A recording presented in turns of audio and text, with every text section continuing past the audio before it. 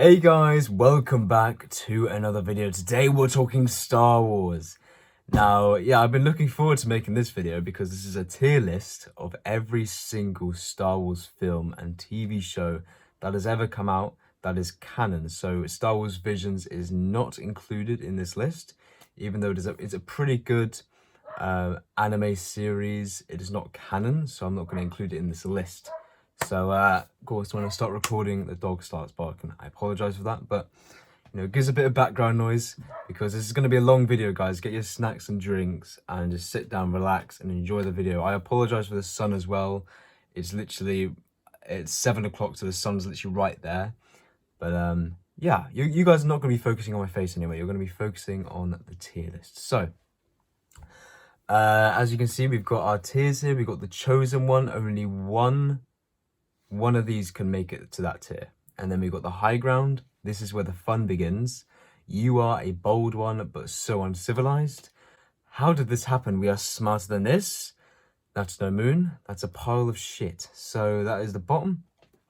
So there's, Star Wars is my favorite franchise of all time. So there's not many in the bottom one. There is, I think, probably one in the bottom one. But yeah, we're going to get to that later. So we have put these all in chronological order.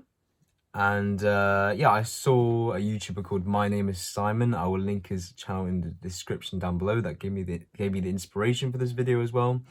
But I've always wanted to make a video like this because, just to sit down, have a talk with you guys about Star Wars. So yeah, let's start off with Tales of the Jedi. So I really enjoyed this. I really did enjoy this. I think the Count Dooku story arc, there were 6 episodes in total. 3 episodes were dedicated to Ahsoka, 3 episodes were dedicated to Count Dooku. I think the 3 episodes that were dedicated to Count Dooku I much preferred because they just showed his rich backstory about how he joined the Sith, that he killed Yaddle, and then you see Darth Sidious. It's got the classic Clone Wars animation style. I think I've always seen it as like Clone Wars animation with a bit of Rebels animation sprinkled in with it. It's not exactly the same, but it's very similar. I think the first episode was a decent start. It's probably the weakest episode, the first one, with Ahsoka and her backstory, but I think it was pretty good. The second episode, I think, is a Count Dooku episode, and the third one is as well. Then the fourth one is Ahsoka, then the fifth is Count Dooku, and the sixth is Ahsoka, I think. It's been a while since I've watched the show, so I apologize if I do get that wrong. But this is a solid show. I love the ending episode when we see Ahsoka fighting an Inquisitor, and then we see her actually at Padme's funeral, that's probably my favorite part of the entire show, one of my favorite parts, because it shows she cares about Padme so much that even with the threat of the Empire now at stake, she still makes the effort to go to her funeral. So it's amazing, and it just shows how good of a person Ahsoka is, how great of a character she is. We see the shock troopers, we see Bail Organa again, and you see the rebellion, start to formulate in little sparks here and there. And I think the best episode was episode 5 though, with Count Dooku and Yaddle. I think that was just a masterpiece, and we see Count Dooku in his grief with Qui-Gon Jinn, and how he thinks the Jedi has failed, how he joins the Sith, how Palpatine has manipulated him, and it's a great show with a gorgeous animation, and even though it's quite short, it's very good. And season 2 has been announced, so I'm very much looking forward to that.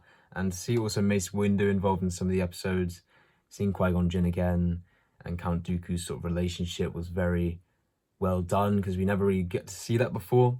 So I think this show goes in. This is where the fun begins. I'm not going to put it any higher than this because it does lack screen time. It's like 10 minutes, 15 minutes every episode, and it's only 6 episodes. So I'm going to have to wait until season 2 at least to bump this up higher. But I think this is where the fun begins definitely describes this show for me. And I've only watched it once, but I plan to watch Tales of the Jedi again because it's a very, very well-made show by Dave Filoni. So next we got The Phantom Menace. Now, this is a tricky one for me this is a very tricky one for me because I like a lot of aspects about this film. You know, Qui-Gon Jinn being the standout. Anakin as a kid, I wasn't a big fan of that, to be honest. I mean, he was okay. I mean, the actor did a brilliant job. I mean, the amount of hate the actor got. I think the Anakin actor got a bit of hate, but Jar Jar Binks got a lot of hate as well. I mean, guys, I never understand why actors, you know, why people hate on the actors. You know, because it destroys them. It's a horrible thing to do, and you know, don't hate on the actors for portraying a character bad. It's not that, like, you know, it's if anything, it's the script's fault. You know, and even then, like, you shouldn't blame anyone for it. You shouldn't shame anyone. You shouldn't like treat anyone like that. You know what I mean? And the actor for Jar Jar Binks, you know, was suicidal because of all the hate, which is just, it's crazy how the internet goes so far, and it's horrible, you know? So, yeah, anyway, this film has a special place in my heart because of Qui-Gon Jinn. He's probably one of my favourite Star Wars characters of all time. I wish we got more of him, you know, instead of just this film. But Obi-Wan, I think he was decent in this film. Darth Maul, the final fight at the end, all the fates. You know, this film has iconic soundtracks, has brilliant choreography. The cinematography is pretty good because this film was released like just before CGI had the, you know, technology of CGI got to the point where it was good enough to see on screen. So we still got real sets, still got real set pieces and all that instead of just CGI backgrounds. So it had a bit of that feel of the original trilogy in it. But at the same time, this film drags a bit in the desert scenes. It gets, compared to the other Star Wars films, it's a bit, you know, it feels like it's a bit stretched. The pod race scene is amazing. I think the introduction of this film wasn't done very well. I think it didn't really, you know, if a Star Wars fan had no idea what Star Wars was, all right, and didn't have any friends that like Star Wars, so no friends told them to watch episode 4 first, they would watch episode 1 first, you know, logically. And I just think the first introduction of Qui-Gon Jinn and Obi-Wan on that ship, it doesn't really suck you into the world, you know what I mean? So it's just, it doesn't do a great job at that. I think that the pacing is a bit all over the place, and the dialogue is probably the best out of the prequels. I do love the dialogue in this film, but just a lot of it is a bit bland. Even though there's great characters, there's great character moments, great soundtrack, great choreography, pretty good cinematography. It's a tricky one. It's a very tricky one, and I think Shmi Skywalker is a great addition as well, and I did like, you know, the whole Naboo fight as well. Jar Jar Binks never really got on my nerves. I thought he was pretty funny, to be honest. So he was never a downside of this film. He was always quite, you know, a joy to watch, you know. So I'm going to put this one in You Are a Bold One But So Uncivilized. So it's good but flawed. That's where I'm going to put it. So next we've got Attack of the Clones. So Attack of the Clones used to be my favourite Star Wars film, believe it or not, back when I was a kid. And mainly because of the Geonosis battle at the end. It's epic. It's still to this day, it holds up to be absolutely a banger. You know, it's a banger. The whole Kamino investigation was brilliantly well done. It sucked you in at the beginning. It's you know, it's a great third act. Count Dooku and Anakin and Obi-Wan, that fight could have been done a little bit better, but I think the Yoda versus Count Dooku makes up for it. The soundtrack is pretty good. I think not as good as Revenge of the Sith or The Phantom Menace, but still has an iconic soundtrack. The whole investigation at the beginning was great. I think the only thing that lets this movie down is the dialogue and the romance between Anakin and Padme. That kind of just slows this film down a bit too much and kind of tonally shifts the film a little bit between Obi-Wan's investigation and Anakin's romance. And it's two very different stories slammed into one that cuts in between each other. So in that sense, the dialogue is pretty funny. You know, it's been memed a lot to the point where it's actually enjoyable to watch. But in a way, I gotta acknowledge the flaws of this film. And even though this is a list, this is a list of my favorite. This isn't the best. This is a list of my favorite. Oh, what's happened here? Oh, never mind, it's fine. At the top will be a bit cut off, but it'll be okay. I don't know why it's cut off at the top there. It's okay. So yeah, Attack of the Clones, in terms of how much I love it, I'm gonna actually put it in the high ground. I love this film. I acknowledge its flaws, but this is a list of my... Oh, what is going on? No, it's shrinking. The recording thing's shrinking. I don't know what's going on. Hang on, I'm gonna shrink my window. Hey, IQ. There we go, that should work. I hope it doesn't shrink anymore, because that's annoying, that. Okay. Should be alright. Alright, okay.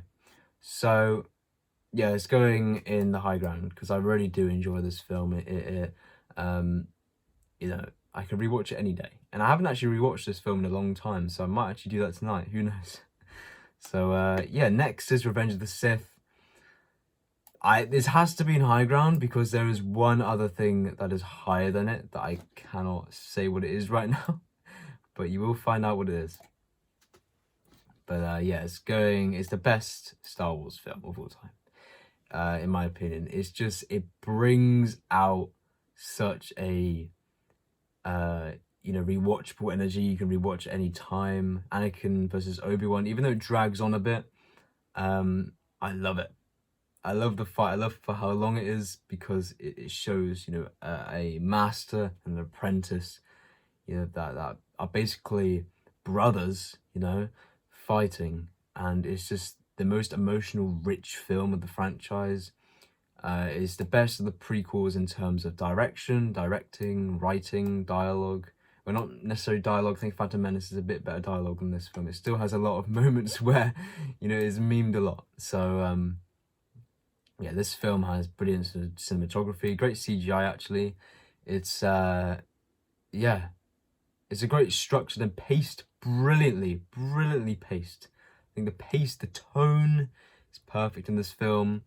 The only thing I could really say about this film is the dialogue, but even the dialogue, has been memed a lot and has been made into something I enjoy watching as well. So there's nothing bad to say about this film, to be honest. In my opinion, it's got loads of lightsaber battles as well. It's the choreography is amazing, cinematography is good, and the betrayal of Palpatine, really rings the bell.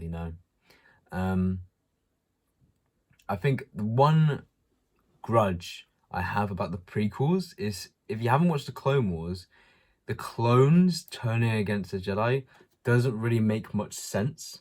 It doesn't really get explained to the point where it makes much sense, and it just gets a bit convoluted there. That's the word I'm looking for, and a bit confusing for watchers that haven't watched Clone Wars. So that's the only gripe I have about the prequels. So yeah, but the Clone Wars fixes that for me.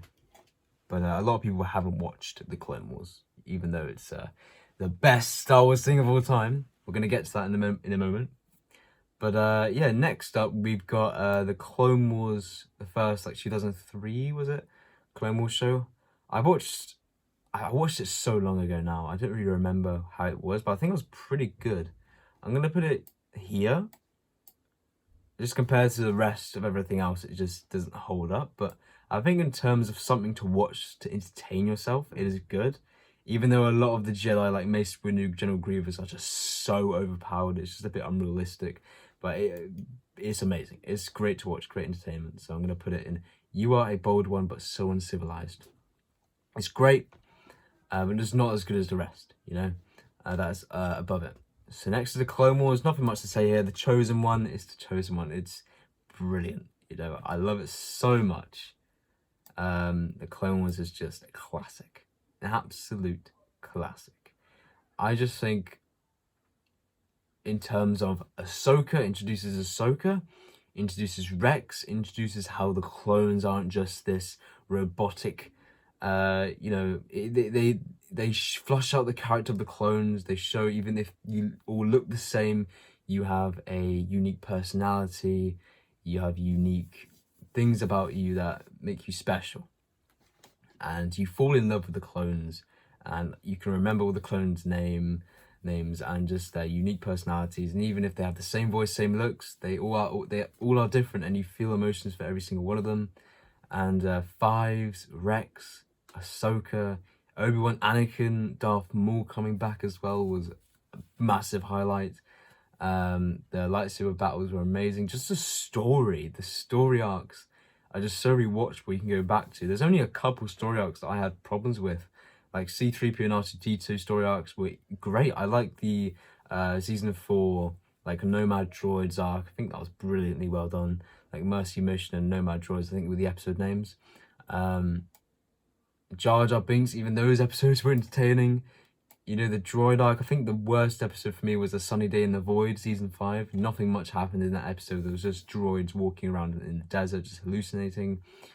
But apart from that, this show is phenomenal. My favorite show, my favorite thing in terms of television, film of all time. It is so good, and I cannot stress that enough. You know, the animation style is the best. It's the best, and in my opinion, and it's just so rewatchable. Love the story arcs. Mandalore. I could go on about it for hours, but I don't have hours here. We're gonna have to get through all these different shows and films, so just take my word for it. If you haven't watched Clone Wars, go and watch it. It is so good. You will not be disappointed. And for seasons 1 and 2, it isn't as good as seasons 3, 4, 5, 6, and 7.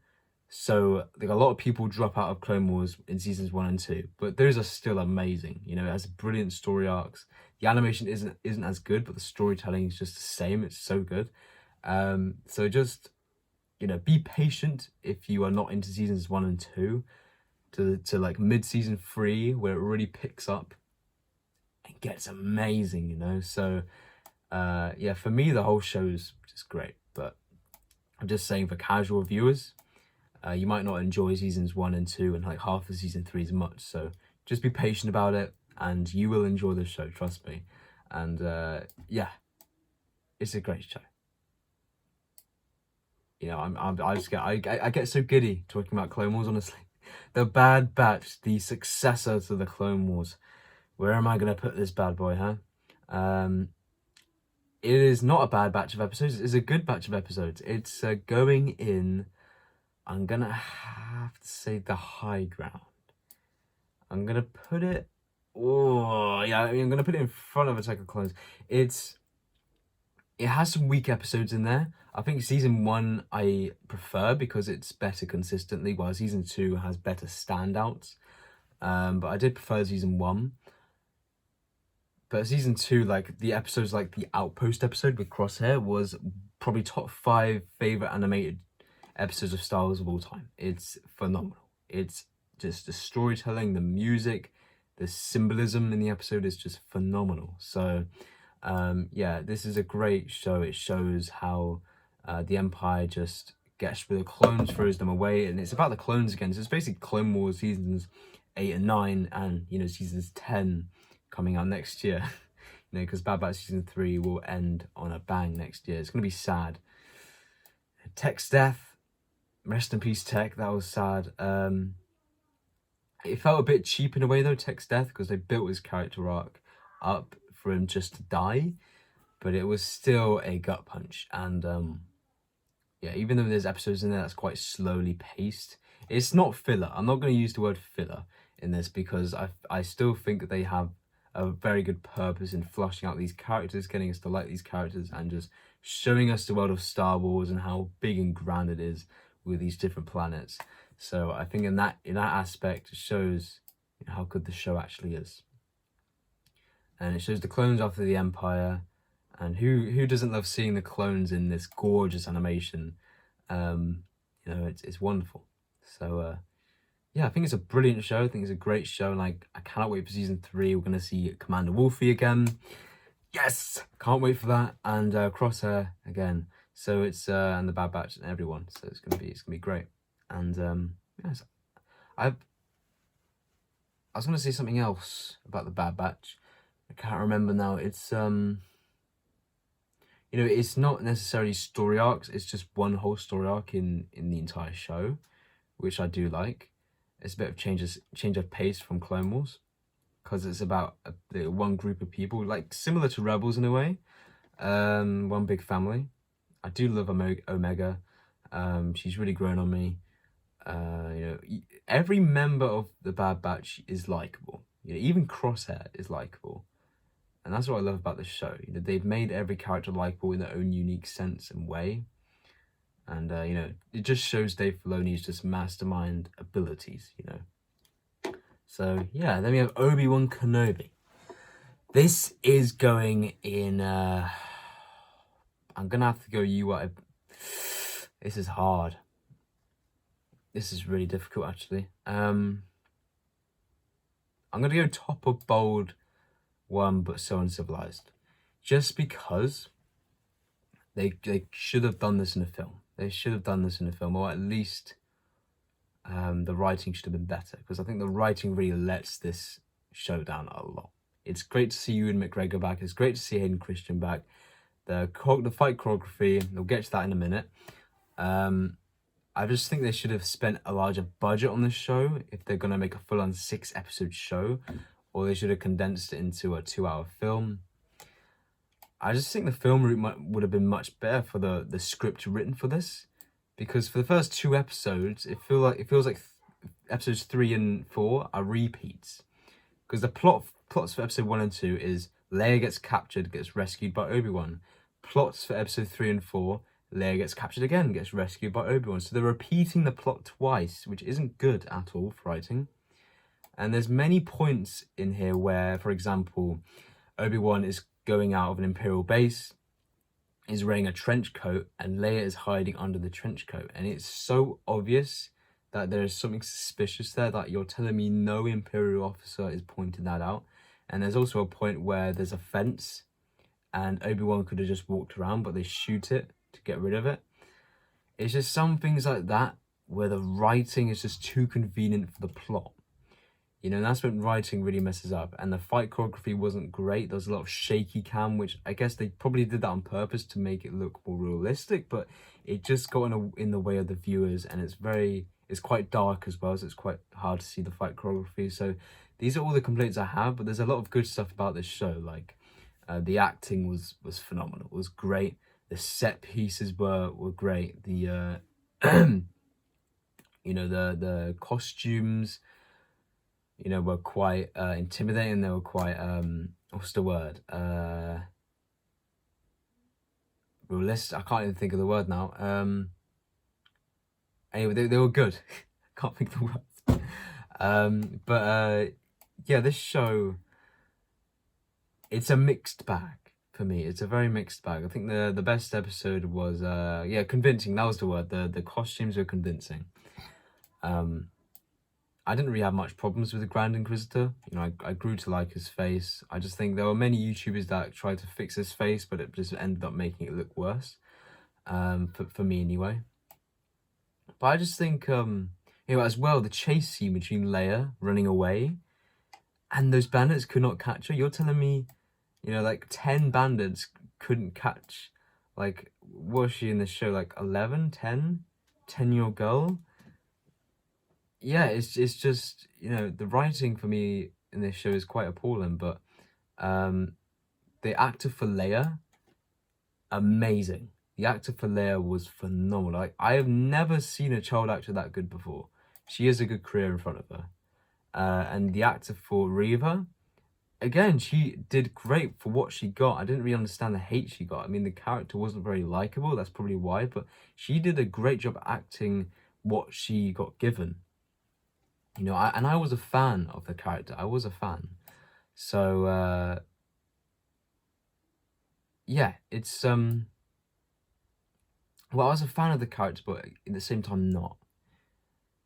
It's hard to explain. But I was going to say something else positive now. I loved Bail Organa's appearance. That was good. I might actually put this below Phantom Menace. Yeah, I might put it below Phantom Menace. Actually, not thinking about it. The soundtrack was very good. I love Obi-Wan Kenobi's theme. The first episode was great. And the standout episode was episode 5. beautiful episode. The writing in this episode was actually good. Darth Vader showing up, pulling a ship down, going rage mode.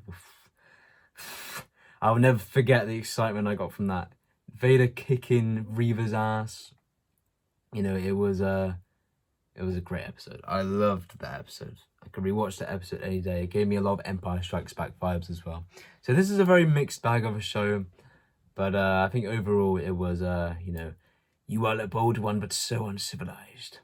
All right, next up, wow, I need to hurry up here. 25 minutes have gone in this video. I've been rambling on forever. But next up, we've got Star Wars Rebels. This is going straight in the high ground. I think this is better than Revenge of the Sith. Oh, yeah, I'm going to have to put it in front. I don't know, it's hard. Yeah, I'm going to put it in front of Revenge of the Sith. I think as a show as a whole, I prefer it. It shows how this family, you know, this lovable family, how they got together, they go on these adventures, and every single episode is exciting in some sort of way, even though it's not, it's repetitive in a way, but they somehow find a way to make each episode different, you know, have their own unique flair to it. And each character is just so different, but they get along so well at times. I love Zeb and Ezra's dynamic in the first season, but Kanan's death was a tragedy. Chopper and Hera, you know, the iconic duo. Sabine is a great character. It flushes out all these people, all these guys' backstories, and it's just, you know, it shows the Empire as well. Thrawn is the greatest villain of all time besides Vader and Sidious.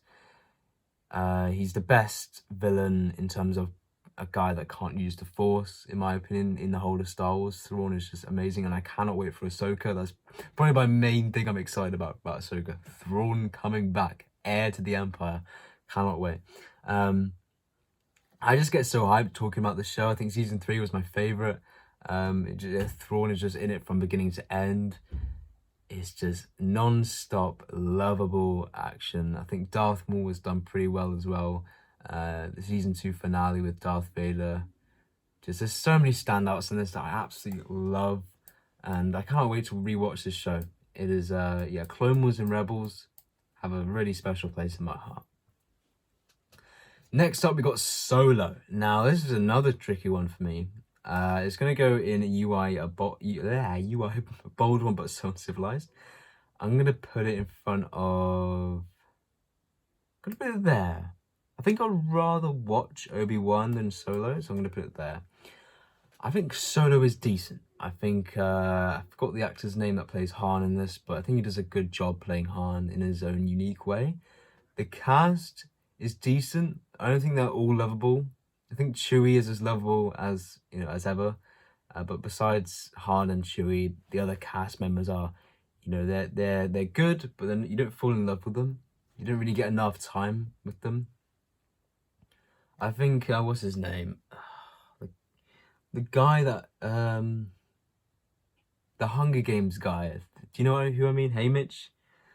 That guy, I think he was probably one of my favourite characters besides Chewie and Han. But besides that, I think the Darth Maul cameo was really good at the end, even though nothing really came from that.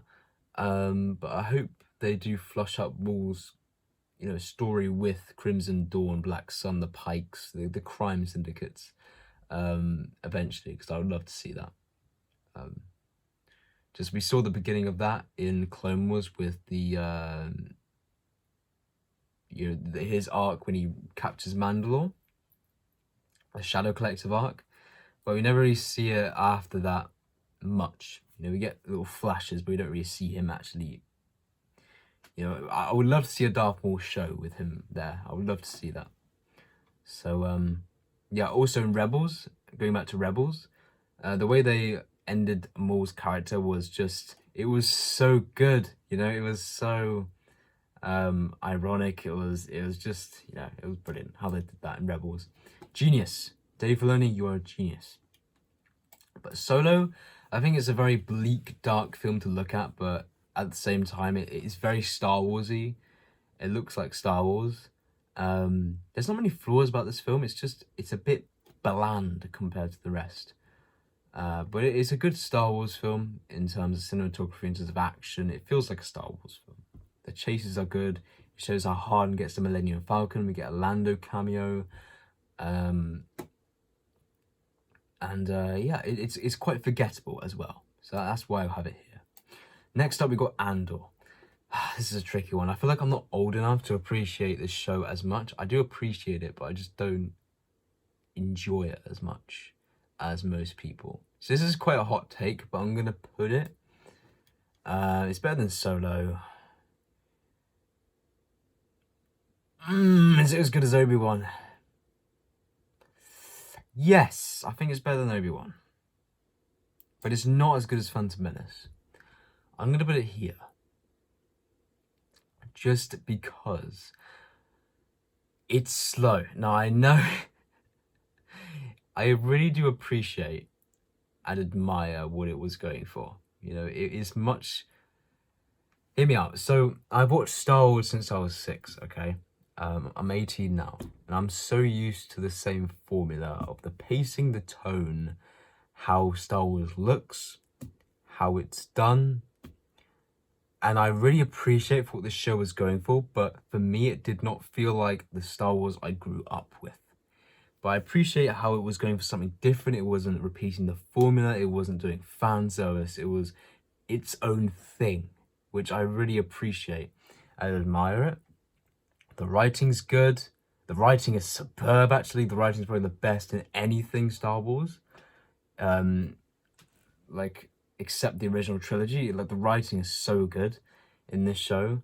It flushes out characters. It makes the characters look like they're not just paper thin. Their background's not paper thin. It actually flushes out their character. It has build up to big payoffs, you know, a massive build up to episode 3 payoff, massive build up to the Eye payoff, massive build up to the prison escape payoff, massive build up to the finale payoff. The budget was massive. Like, the set pieces look grand, massive. The CGI looks great. The costume set design, the green screen backgrounds look great. You know, there's a lot about this that I really love, admire. I love the payoffs. My favorite episode was the prison escape.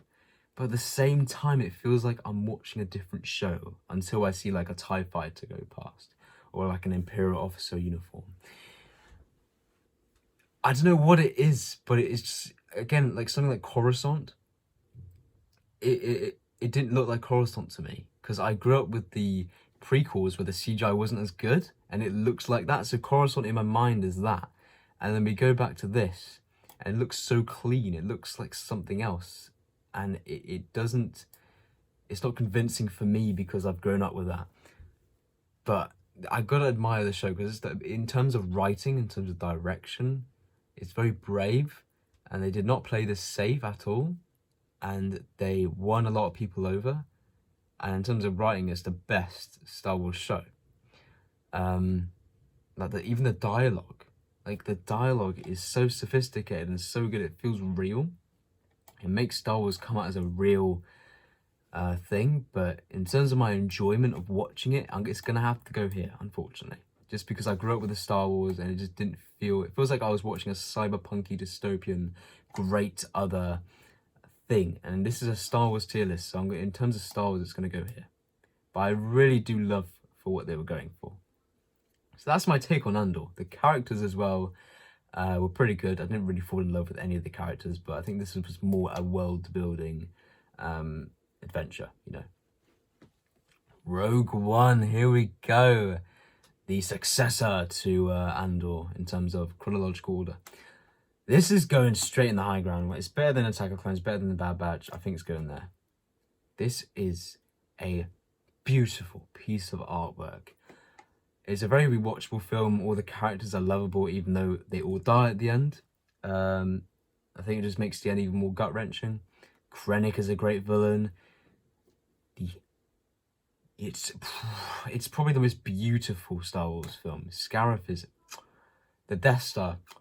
Jeddah, whatever the planet's called, are beautiful. Like, the cinematography is insanely good. It gave me the original trilogy vibes this film gives is unmatched. The Darth Vader end hallway scene sequence. Oh my gosh. Like, even now it gets your heart racing. I just love this film. There's nothing wrong with it. Like, I think when it came out, a lot of people were hating on it because their characters weren't that lovable, and they killed them off, all of them, in the end, and the characters weren't flashed out well enough. I think that was the main complaint when it came out in 2016. But it's kind of softened over the years, and people actually love this film now, and I'm with those people. I love this film so much, and I think it's brilliantly well written, and as a film, it really stands out, and you know, it's very rewatchable as well. You know, there's nothing much else to say about this film. It's great. And New Hope, here we go, the original trilogy. We're getting to this phase of Star Wars. Okay. Now, this is going to be a hot take, and New Hope's a tricky one. I think it's going to go in where the fun begins, the top.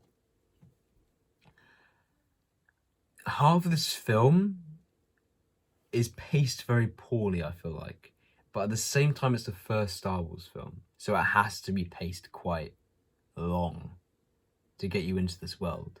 So I do understand it. But going back to it now, the whole scene with R2-D2 and C-3PO in the desert drags on a bit. But the third act of this film is so good.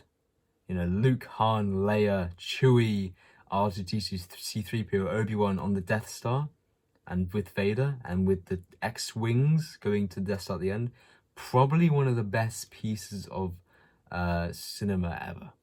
And yeah, I just got to put it here because I think everything else is just above it in terms of my enjoyment. This isn't a tier list of the best. This is a tier list of what I enjoy watching, what is my favorite.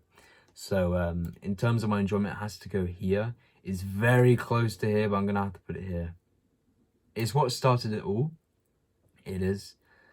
But yeah, it's a very good film in terms of world building. The production of it went through production hell, apparently. Like, there were sandstorms, like everything that went wrong in the production of this film did go wrong. But George Lucas persevered and got this out, and to this day, you know, the people love this film so much. And you know what? I'm gonna put it up here. I am gonna put it up here. It just feels weird that these two are next to each other. Like, at the same time, I enjoy this more than Attack of the Clones. Actually, now thinking about it, I think A New Hope. Oh, you know, I'm gonna still stick it down here. It's a very good film. Empire Strikes Back. Oh, I love this film. In terms of flaws, this film has no flaws. But in terms of enjoyment, better than Attack of the Clones, better than The Bad Batch. It's better than Rogue One. Yeah. I'm gonna put it here. It's such a classic. It starts off with this Hoth, this rebel base on Hoth, gorgeous. Then it goes to you know, Yoda and Luke on Dagobah. I think Han and Leia running away from the Star Destroyers is still really good, and then the Cloud City at the end. It's you know, this film is just, you know, it's such a classic, and to many people's eyes, it's the best Star Wars film. But it's third place in terms of the best Star Wars films, because Return of the Jedi is better, but it's not quite as good as Revenge of the Sith. Yeah, Empire Strikes Back, Darth Vader just brings out to be such a great villain, one of the best villains in cinema. The big twist at the end with him revealing himself as Luke's dad. You know, everything about this film is fun. The pacing is so well done. The tone is so well done.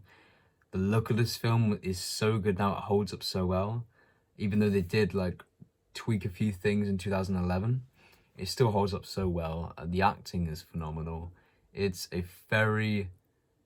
not even flawed at all. But I think in terms of enjoyment, I think things above it I enjoy more, and I would rewatch it more. But this film has no flaws. I think the Hoth battle at the beginning is, like, as a kid, like, I remember watching it as like a 6-year-old, and I remember getting these original I watched the original trilogies first.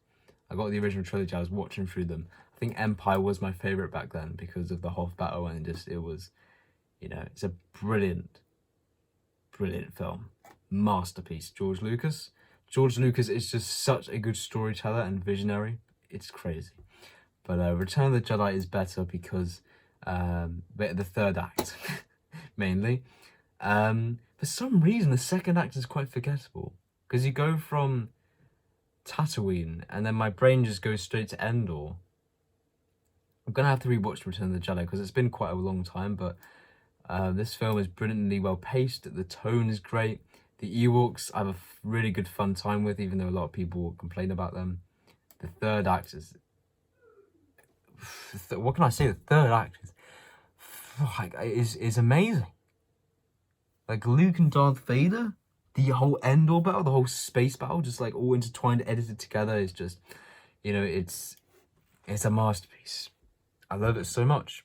And when Luke goes mad, absolutely destroys Vader, the whole Palpatine scene, and Luke just begging his father to save him, and then Vader redeems himself by throwing Palpatine off the pit. It's just, all of that is just so good. It's, like, that scene in Star Wars is probably one of my top 3 favorite Star Wars scenes of all time. Maybe my favorite, actually. So good. So much emotion packed in there as well. Phenomenal. It's the most flawed out of the original trilogy, but in terms of my favorite, it's definitely my favorite, guys. I think the first act with them at Tatooine at Jabba's palace, it was great as well. It was a great introduction. You see Luke walking with his hood up. It's great world building. Han gets unfrozen from carbonite, and the Sarlacc pit. There's so many great moments in this film. The Mandalorian. This is going in the high ground. There's so many in the high ground. There's nothing in here. There will be, trust me, but not yet. The Mandalorian. It's better than Attack of the Clones. It's better than Bad Batch. It's not as good as Rogue One. No, it's not. I'd rather watch the Rogue One than The Mandalorian. I think The Mandalorian Season 3 is really... Whoa, what's going on? Sorry. When metal... I know I've described this so many times on my channel. My teeth are really weird. Like, when a person scrapes metal together and your teeth go funny and fuzzy? That's what happens when I speak for ages. My mouth just dries out with saliva and that happens. But anyway, The Mandalorian Season 3 really lets this TV show down. Just because the writing was all over the place. It was very disjointed. The pacing was all over the place. Bo-Katan was put in front, center stage. Mandalorian was pushed back. It was a very odd way how they did it, but I really love Season 1 and 2. And a lot of Season 3 I loved as well. Like, they played it quite safe at times, like especially the finale, they played it very safe. But I do really enjoy this show. The dynamic between Mando and Grogu, like a bounty hunter Mandalorian and a Force-sensitive child. Like, who came up with that idea? That is amazing. A great idea. And to have the species as Yoda as well just brings such a unique flair to the show. And the marketing is, it's really brand the marketing out with like plushies and toys and that. But it's just such a dynamic duo, and it does such a good job at fleshing out the Mandalorian character and his background and Grogu's background. I mean, Season 1 is, the writing for Season 1 is the best. Season 2 for me is my favourite because we get to see all sorts of characters, but the writing is quite bad in Season 2 because it's just basically the same plot for every episode. Like, I'm going to go to this person to get this information to find this person. Okay, I found this person. Okay, they're not going to help me, but they're going to give me information to find this next person that might help me. So it's just the same story plotline for every episode, but we see unique faces come up each episode. Like the first episode, we see Boba Fett at the beginning. Second episode, we see... Actually, that was kind of not fun. I'm going to say filler. But they crash on a planet. They see these spiders. It just flushes the character out, Mando and Grogu, in their relationship. The third episode, we see Bo-Katan. The fourth episode, we see, clones, sort of like spooky clones, sort of hinting at Palpatine.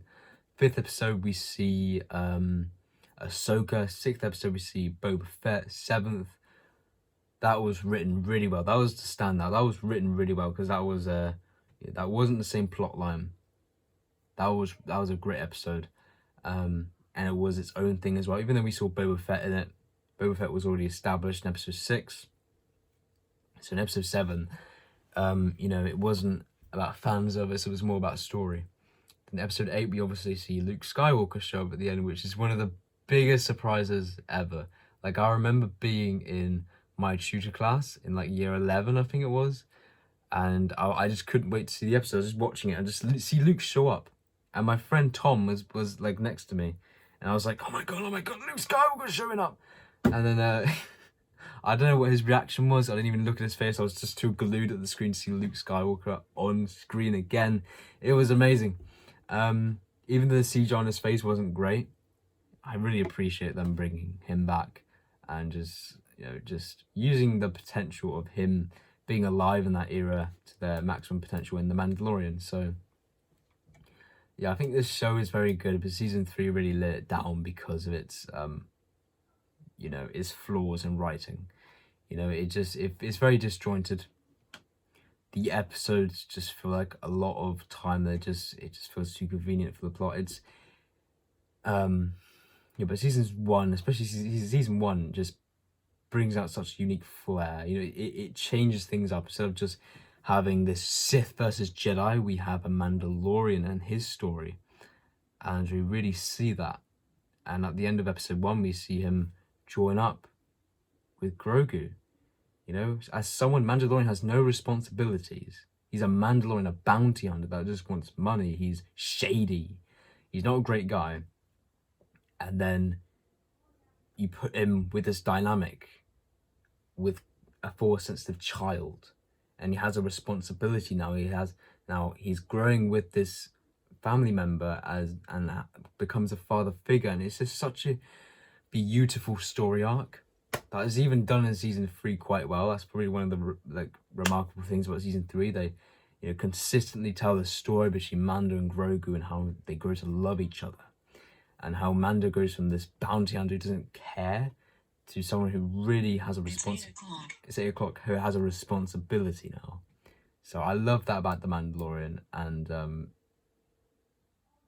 he came from the ruthless bounty hunter to someone who actually is a father figure. So I just love that story arc.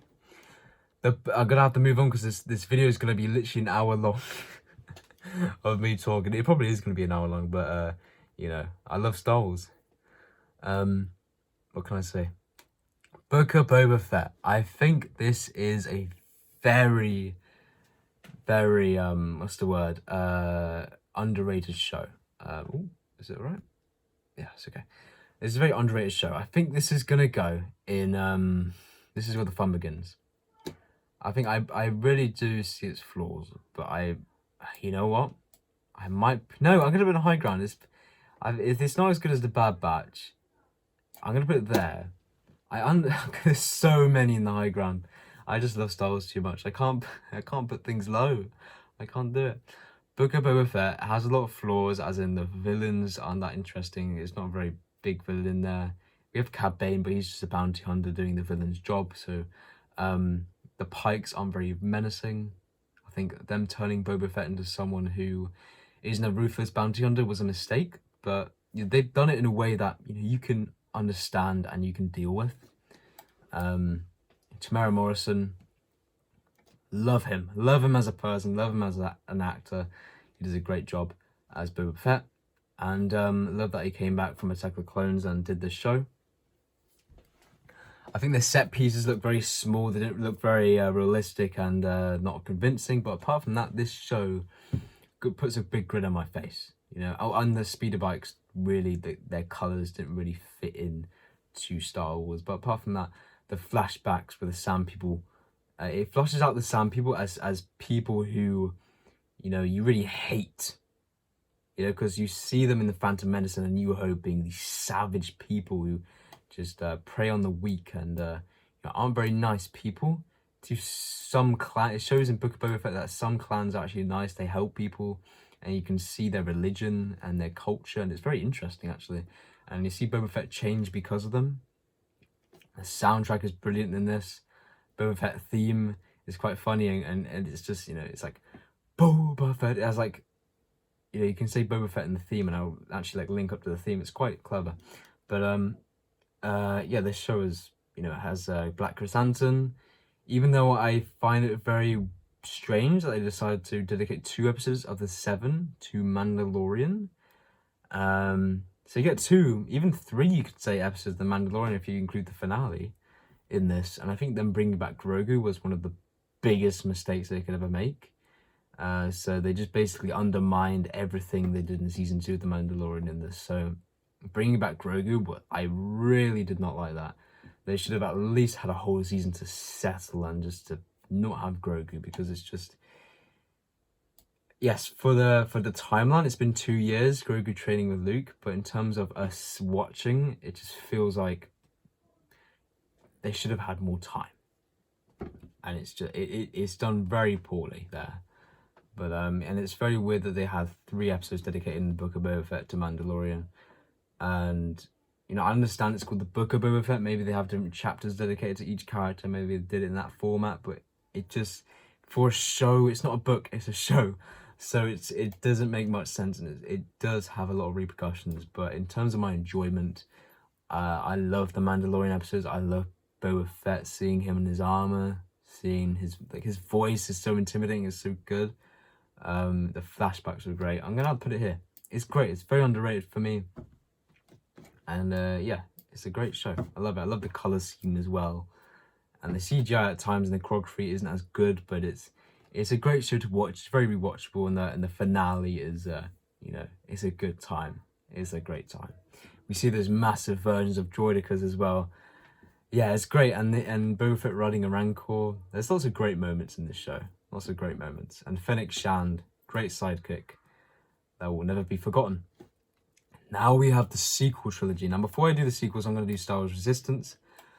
I enjoy Star Wars Resistance in a way. I respect it, so I'm actually going to put it in front of the Clone Wars 2003.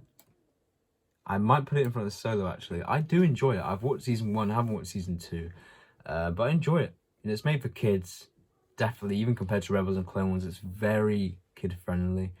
But I do enjoy the characters, like Kaz, I think his name is. I haven't watched it in ages, so I do apologise if I get the names wrong. But it's a good show, and I can understand why adults don't want to watch this. It's a bit too kid-friendly, but in terms of storytelling, it's a bit repetitive. But it's enjoyment. It's enjoying to watch. So I'm going to put it there. So nothing really much else to say about this show. I don't really remember much. It's quite forgettable, but I had a blast watching it. Mainly because I was watching it with my friend, my mad Star Wars friend.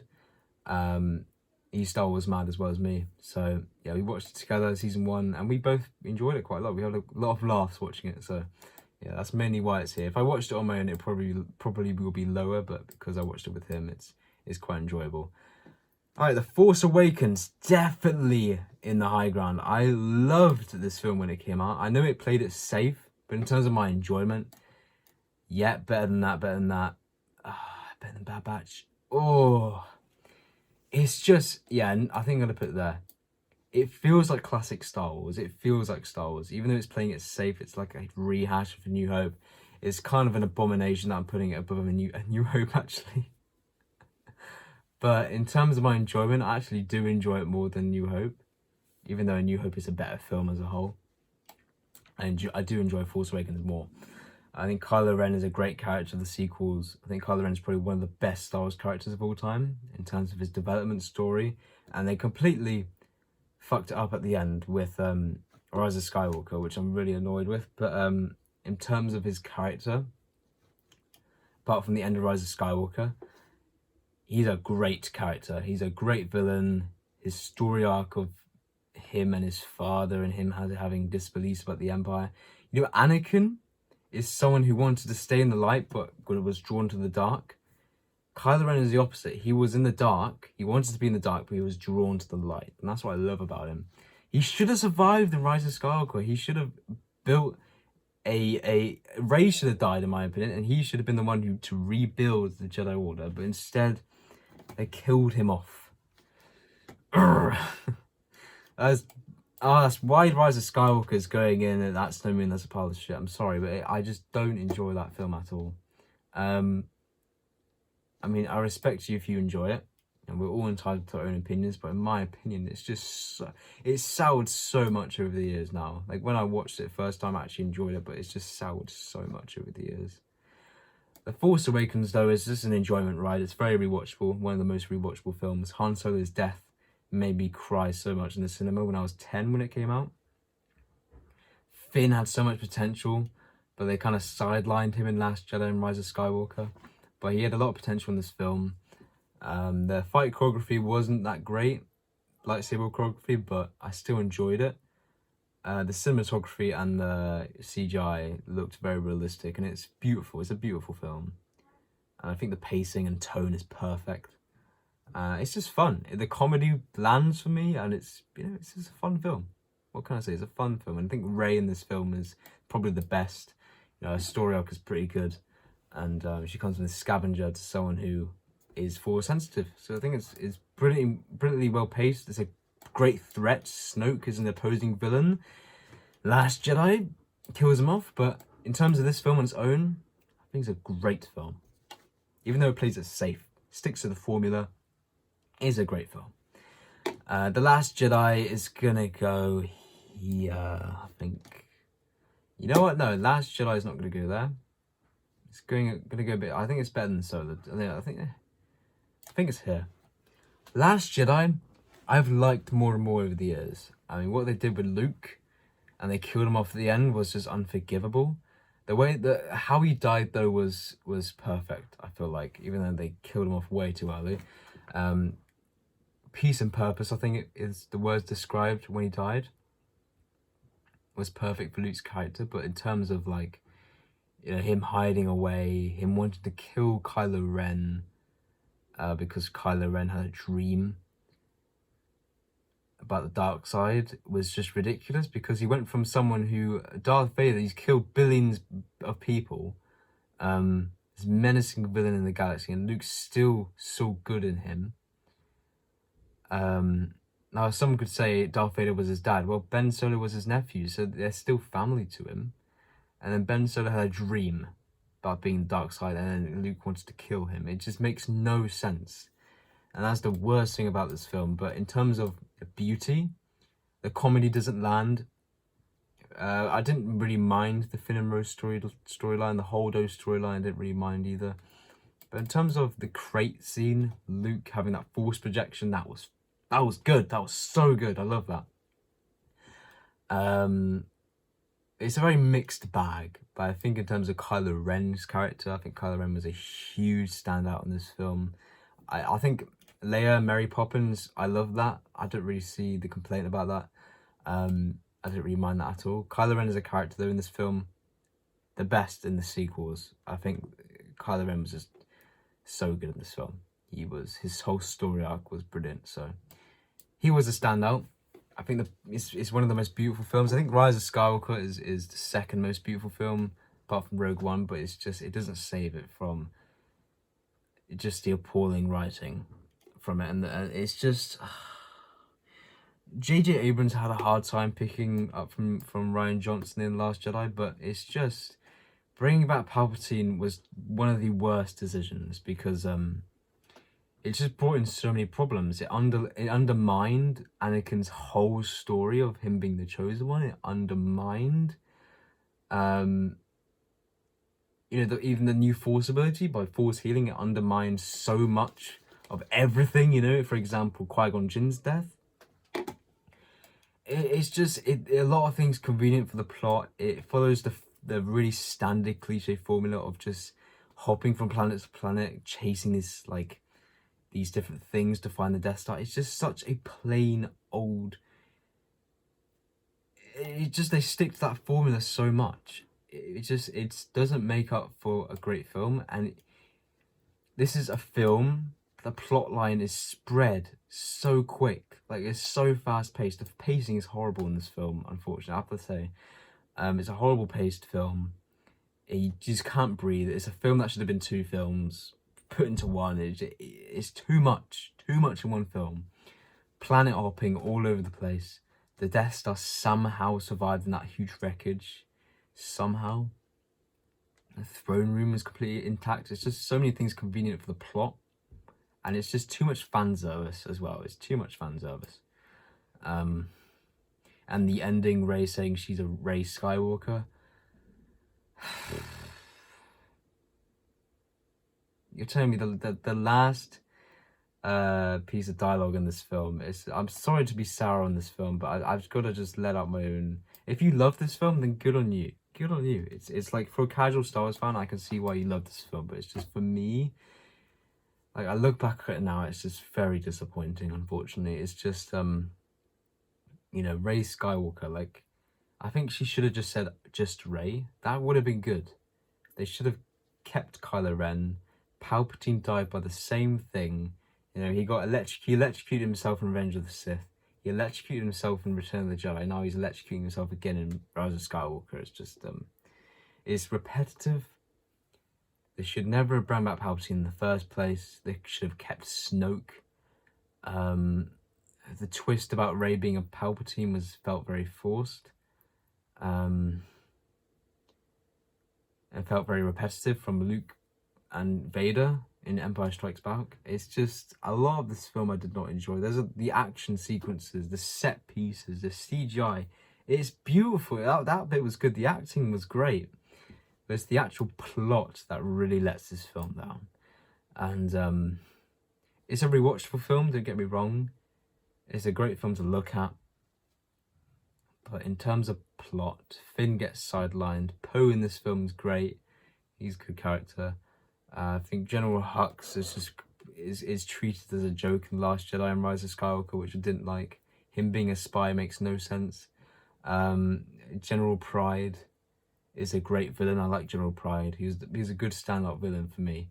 A lot of plot convenience, like the ships in the Final Order. One of them having the beacon on. Why can't all of them have the beacon? There's so many plot conveniences. Like in The Last Jedi, the ending sort of put in concrete that there was no one out there willing to fight because they were just too scared. I think that was a really good story plot for The Last Jedi. Like, Rian Johnson went brave and succeeded in many ways.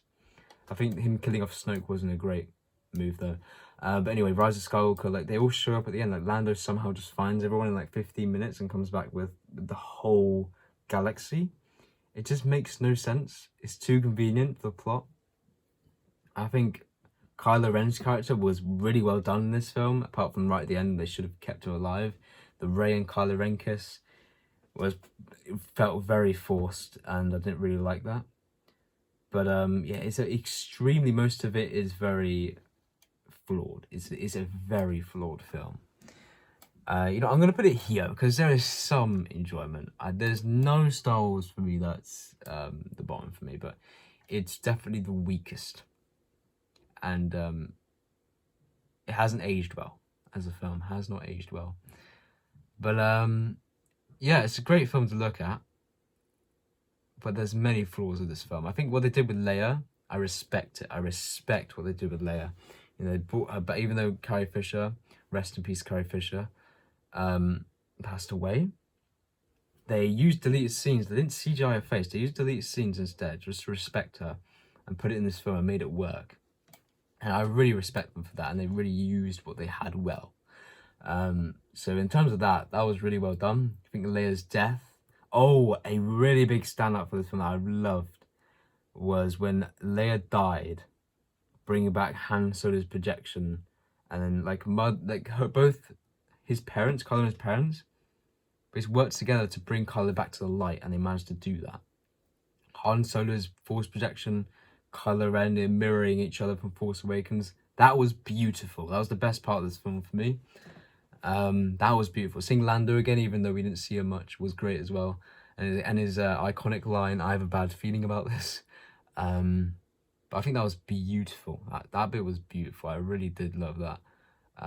But in terms of everything else, it's a very flawed film and really did set in stone, you know, how flawed this film is. But Yeah, in terms of enjoyment, I could put it up here. I could put it up here in terms of enjoyment. It's just got too many flaws though for me to acknowledge them. There's a lot of things that didn't really do well for me in this film. You know what? No, it's I gotta put it higher. You know what? I'm gonna put it here, just because I'm getting reminded of things that actually worked for me in the film. And yeah, in terms of if I would rewatch it, I would rewatch it. So it's got a lot of flaws though. There's my rant over. There's my tier list of Star Wars. And yeah, my favorite's Clone Wars. Then we go along here, then along here, then along here. So, excuse me. There's my tier list. I can't wait for Ahsoka. I can't wait for Bad Batch Season 3. It's gonna be good, guys. And yeah, share your opinions down in the comments below. I love to hear your opinions. And everyone has their own, you know, opinion on everything. So that's the beauty of each of us. Our individuality has our own opinions. It's so beautiful to see everyone's opinions. So even though that was cheesy, it's true. So yeah, Star Wars is great. I love Star Wars, and I love you guys. So yeah, see you guys in the next one, and may the force be with you. This has been a very long video, but very fun to make indeed. Bye.